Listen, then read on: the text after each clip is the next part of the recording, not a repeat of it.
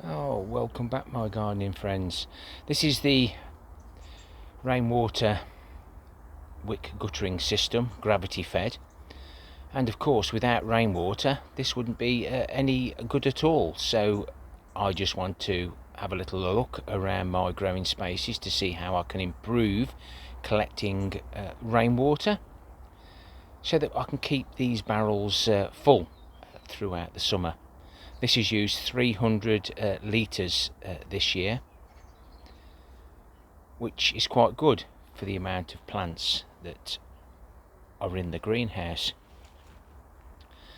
We are now officially in autumn, and I just want to share what I've got and do and what I'm hoping to improve, or where I have improved since you've last visited me. This is my massive wormery compost bin, cold composting. I'll try and cold compost, but I've even put a sheet on top of that. It is sloped and it goes into that barrel there. So these barrels are 210 litres. Excuse me. So we've got these two barrels here, a spare one there at the moment, which will be connected to this one once we get rid of the volunteer asparagus. Now its children over on plot 3 are growing nicely, but we've even been collecting the rainwater from off the greenhouse unconventional way, but my video on YouTube with this does quite well. So there's another two barrels there. So we've got 800 litres in those. That's the greenhouse and the compost bin. That will increase as I get more blue barrels. I've got 3 spare on this plot. We won't be counting these barrels, they've all got the liquid in. We mustn't forget the liquids that we collect from the compost bin. That gets poured onto the wood chips or the leaf mould bin, throwing its nutrients in, acting as an activator. And this barrel normally has the nettles steeped, which we still haven't done. I haven't looked in here for a while, but that does need sorting. When we did hashtag starting a new allotment, there's 2 metal galvanised containers that we built all the hybernaculums underneath, and then created space above. And to include this barrel here, we've got 2,600 litres, which are it's accessible via pipes, and if we need to, a pump if we can't get the siphoning system to work properly. This blew off again. I only propped it on because I wanted to collect as much rainwater as I could, which we didn't really get a lot. So basically it goes on the left hand side of that one there. So I've got some spare sheets which we've taken off the compost bins on plot 3, which you'll see shortly, and I'll just do a quick overlap of another sheet on here, and then we'll screw it down properly as a permanent feature until I get some more free recycled materials. So at the moment we've got 3 barrels here. I'm going to increase that to 5, and it's just a simple way of collecting water down into this barrel, and I put this here just to try and collect a little bit more of a hazard when the wind's blowing, but sometimes we do things just to get that little bit of extra water, but we need to make this permanent. This will end up being turned back into a manure bin, but at the moment, because we found so much compost that the cannabis growers unscrupulously dumped, we used it for that instead. So there's quite a large area that can collect water, and we'll get the bench moved further up the wildlife garden, and add 2 or 3 barrels where the bench is. So we have 1400 litres here, so hope you're adding up. So that's everything that I collect on this plot, or I've got the capabilities of storing that much water. So in total about 4,800 litres, giving the odd litre. So let's move on to plot 3. But before we do, I'm changing the leaf mould bins. It doesn't seem 5 minutes since I had my trommel up and running and sorting all the leaf mould out. I'm going to make these bins smaller. I'm not going to be capable of collecting 25 1-ton bags in the future, so we're going to change it around a bit, and then we'll put a roof on this. And we've got some spare wheelie bins there at the moment that we can use if need be, or I'll bring the water back this way and drop it into those tanks, and then we can always siphon it off as they fill up.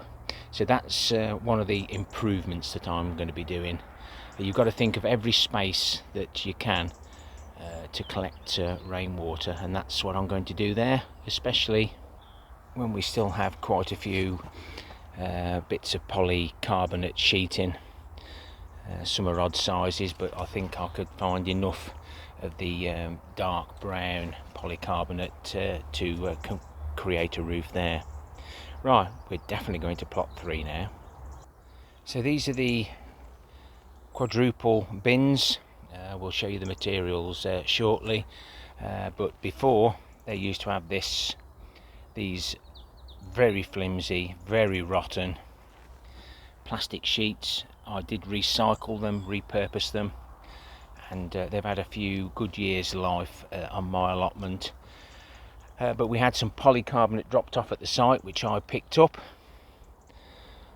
which has now been placed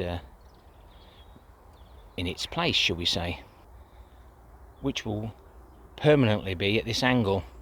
Before, I used to have 3 individual lift ups to get access to the materials, and very often they'd just blow open and not secured down properly.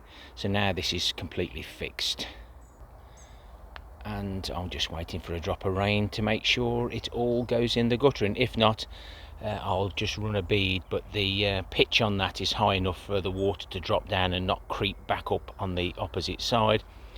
So the full length gutter in there into 5 barrels. So we've got 1,000 litres here that we can use on the new wick guttering system I'm doing for the water cisterns. Not sure that's the right word for them, but basically the water containers that you have in the loft that hold the water. I found these 2, I've cut the tops off, I've used a bit of the plastic to stop them bellying out.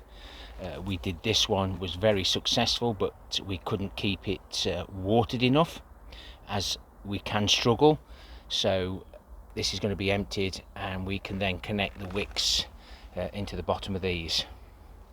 So I'll be taking that carrot out that's going to seed, pop it into another container, empty this, top up some of the other beds, and as you can see, some of the green manure is coming through.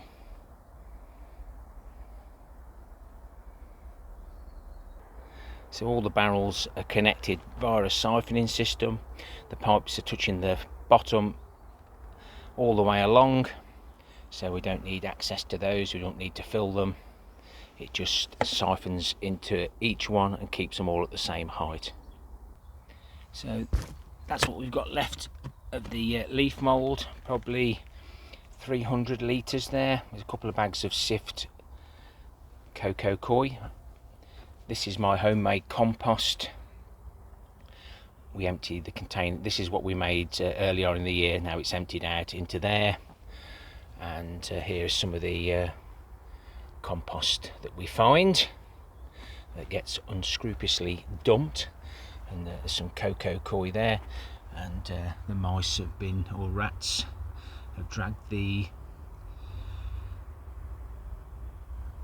crimson broad beans through, so I'll probably have a few beans growing in there, or try to grow. But this has always been enclosed before. Now it's just going to be permanently open.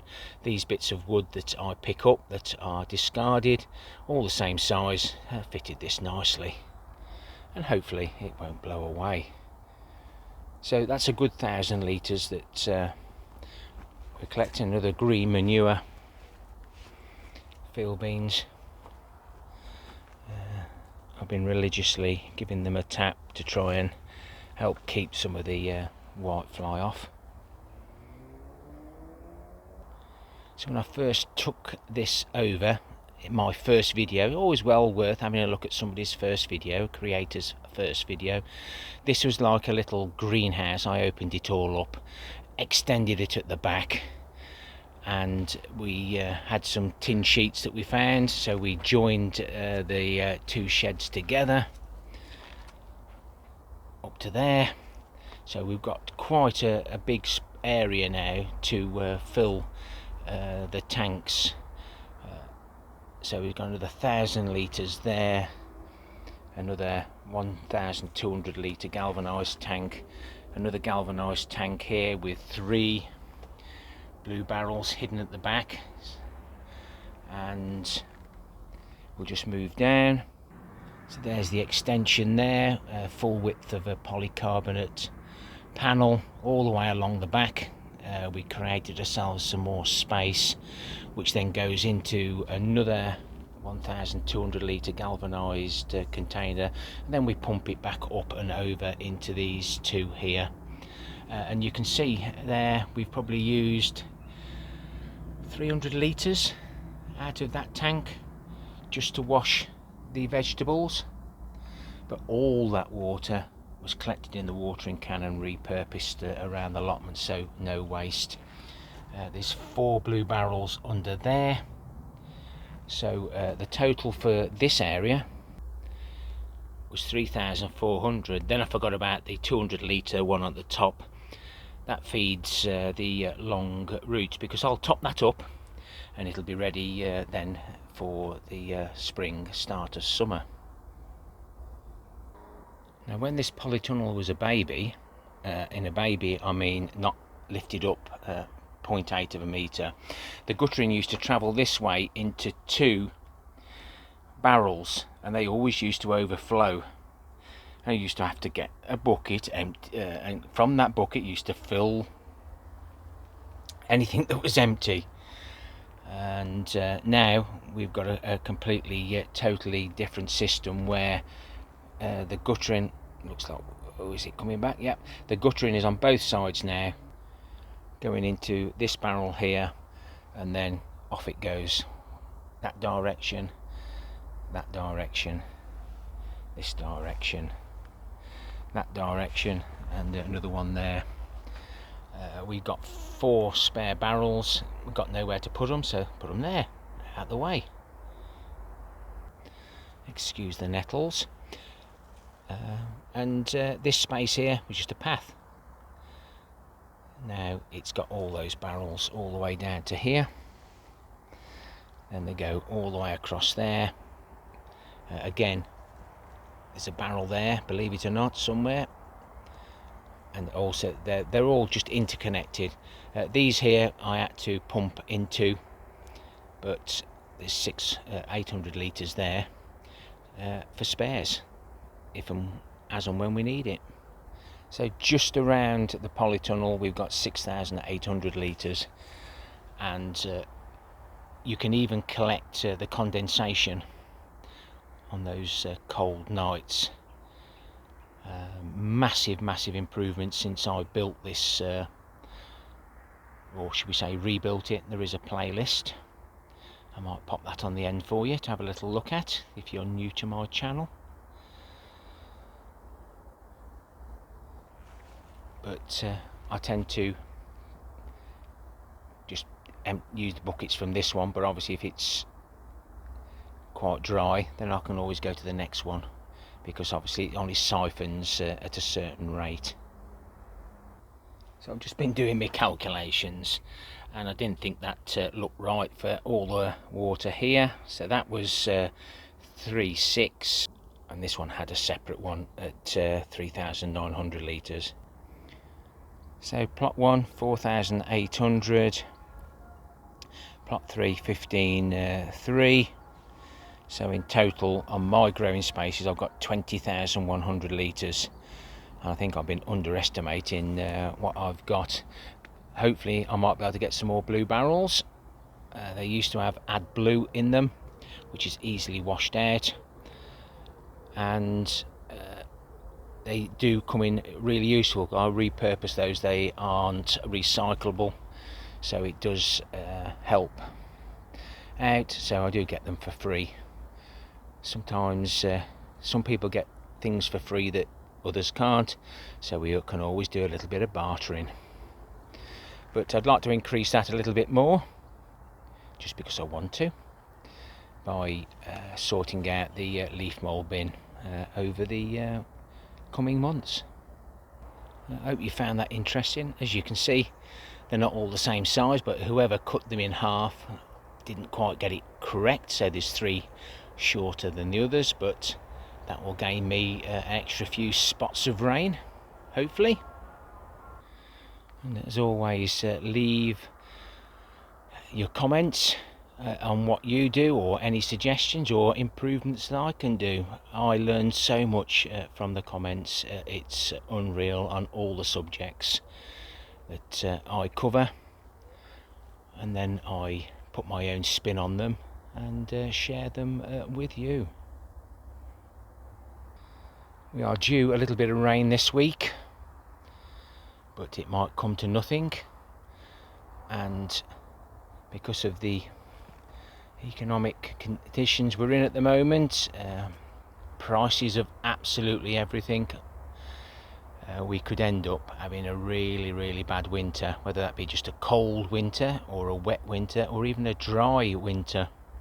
So we need to catch what we can. Just took a small harvest of the 2 different varieties of pear. That pear there, I don't know what the variety is because it was supposed to be an apple.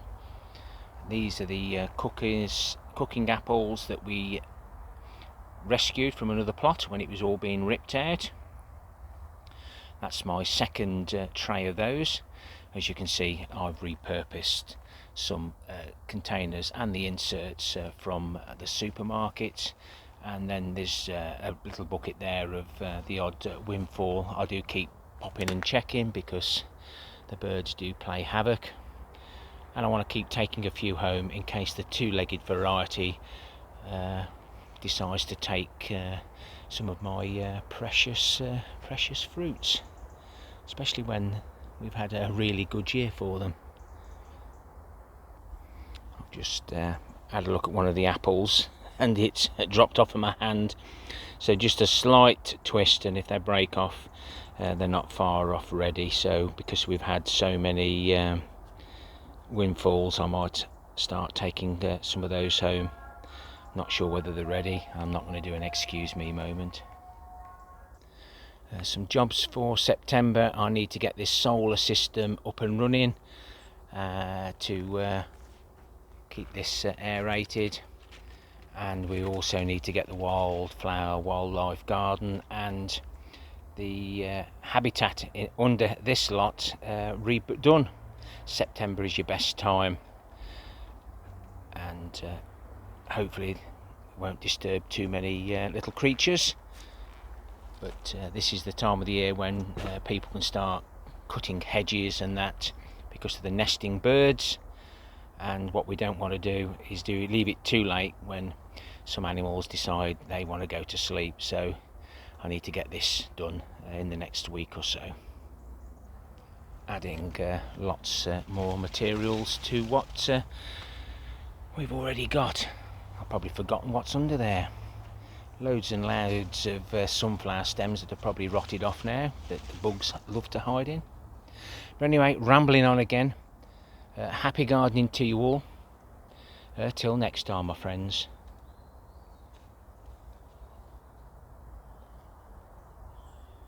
Ta-ra for now.